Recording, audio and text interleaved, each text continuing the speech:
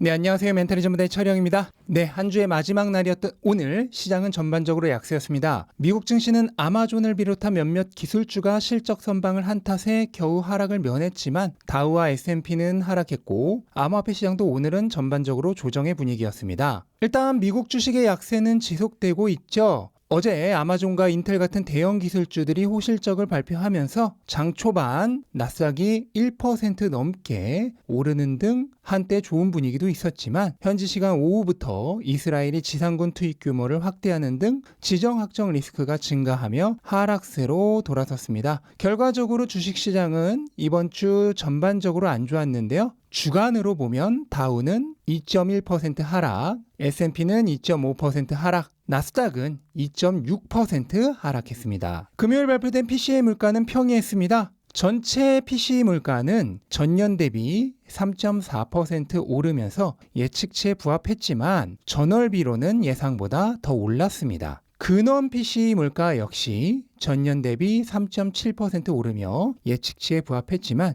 전월비가 소폭 하락하면서 전월 대비 0.3% 올랐는데 이것도 거의 예측대로였습니다. 이렇게 물가는 시장 기대에 거의 부합한 수준으로 내려오고 있습니다. 이번에 비록 전월치가 수정되며 하락폭이 줄기는 했는데 대신 전전월 수치가 상향 조정되었기 때문에 추세적인 하락 속도는 크게 바뀌지 않았습니다. 물가는 느리기는 하지만 조금씩 그리고 착실하게 내려오고 있습니다. 이런 물가의 흐름을 반영하여 금리 전망은 크게 바뀌지 않았습니다. 달러는 거의 제자리였고 채권 수익률 역시 큰 변동 없이 제자리를 유지했습니다. 다음 주에는 FOMC라는 중대한 이벤트가 있죠. 시장은 거의 금리 동결을 예상하고 있으며 사실상 금리 인상이 끝난 것으로 보고 있습니다. 물론 연준은 아마도 대놓고 금리 인상의 종료를 선언하지는 않을 것입니다. 데이터를 보며 결정하겠다와 같은 말을 하면서 어장 관리를 할 것입니다. 하지만 채권 금리가 이렇게 높은 상황에서 현실적으로 금리를 더 올릴 가능성은 별로 없어 보입니다. 금리 인상이 아니라 시장은 이미 내년 6월부터 금리 인하를 바라보고 있습니다. 어제 나왔던 3분기 GDP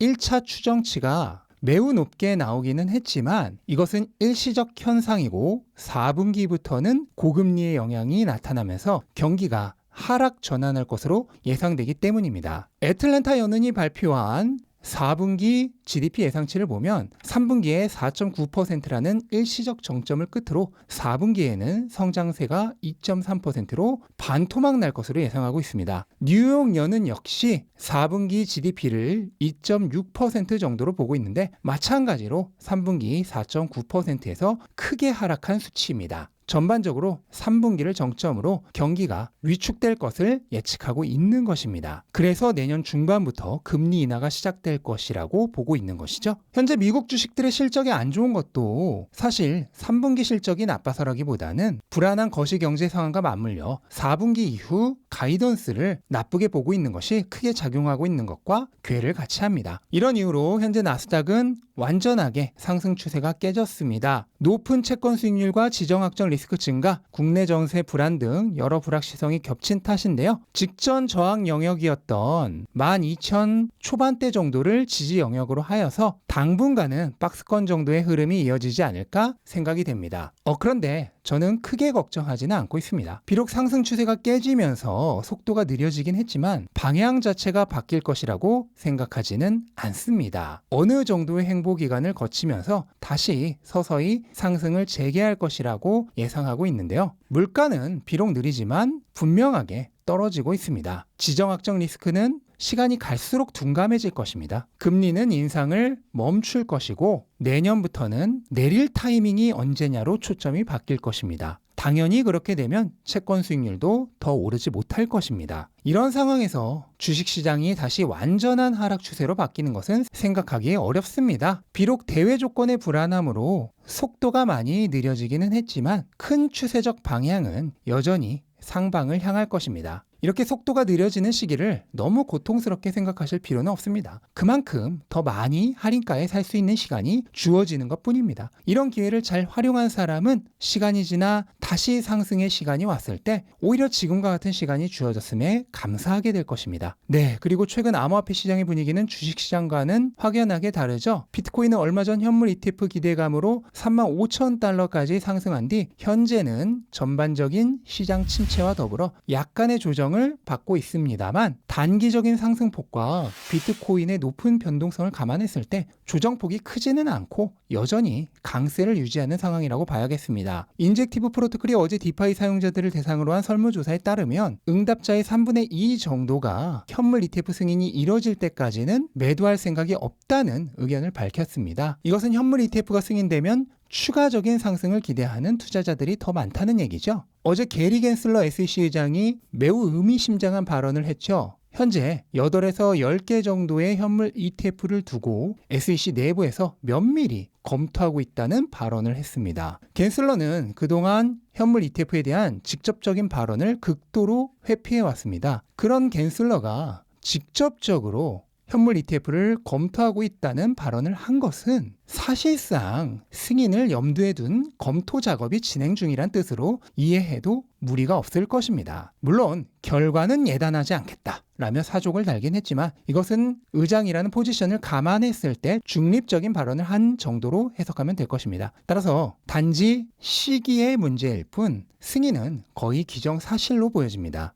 현물 ETF가 승인되면 단기적으로는 추가 상승이 있을 수 있지만 이후에 트레이더들이 차익 실현을 하면서 조정도 뒤따를 가능성이 충분히 있습니다. 물론 이런 흐름을 모두 예측하여 저가에 매수해 고가에 팔고 다시 저가에 매수하는 게 가능하다면 이렇게 해도 됩니다. 하지만 그게 아니라면 장기적인 관점에서 분할 매수를 해나가는 게 가장 쉬운 투자의 방법이 될 것입니다. 현물 ETF 승인 후 단기적 가격의 변동성은 극심해지겠지만 장기적으로는 비트코인 투자에 대한 편의성, 접근성, 안정성, 신뢰성 등을 증가시키며 개인과 기업, 기관 투자자들의 수요를 확대시키고 많은 자금이 유입되는 계기가 되면서 비트코인의 장기적 가치를 크게 끌어올리는 대형 촉매제가 될 것입니다. 따라서 오히려 단기적인 호재라기보다는 사이클을 뛰어넘는 장기적인 호재에 가깝습니다. 금 역시도 2004년 현물 ETF 승인 후 7년간 무려 6배가 넘게 올랐습니다. 현물 ETF 승인 당시 금의 시가총액은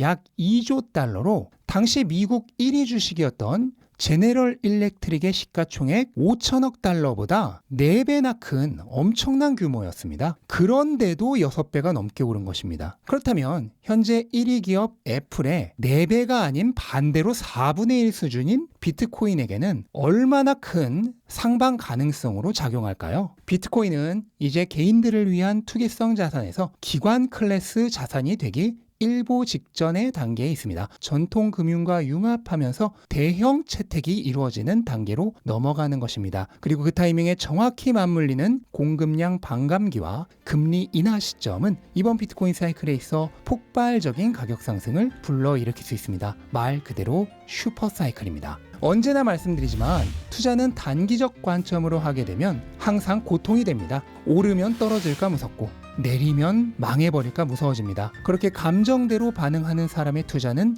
필패입니다. 투자의 성과는 거시경제나 시장 상황이 결정하는 것이 아닙니다. 각자의 의식의 수준이 투자의 성과를 결정합니다. 상황이 바뀌는 대로 자신의 생각과 감정이 그대로 반응하는 투자자는 결코 시장에서 살아남을 수 없습니다. 시장을 뛰어넘어 존재하는 투자자만이 살아남을 수 있습니다. 시장을 뛰어넘는다는 얘기는 시장을 이긴다는 뜻이 아닙니다. 시장에서 벗어나 있다는 얘기입니다. 단기적인 시세 변화가 아닌 장기적인 가치 변화를 추구하는 사람이라는 얘기입니다. 제 아무리 현란한 롤러코스터라 할지라도 멀리서 바라보면 한 폭의 느긋한 풍광에 지나지 않습니다. 갇힌 상태에서 보지 마시고 자유로워진 상태에서 보아야만 합니다. 우리의 투자를 어렵게 만들고 고통스럽게 하는 것은 단지 자신의 집착되어진 생각 때문이고 그 외에 다른 원인은 없습니다. 따라서 의식을 고양시켜야 합니다. 높아진 시야와 자유로워진 생각이 투자를 성공적으로 만듭니다. 그리고 그렇게 되는 방법은 공부하는 것뿐이죠. 공부하여 깨어나게 되면 의심은 확신으로 바뀌고 고통은 기쁨이 될 것입니다. 자산이 나를 소유하는 상태에서 벗어나 내가 자산의 주인으로 거듭나는 위대한 변화를 맞이할 것입니다.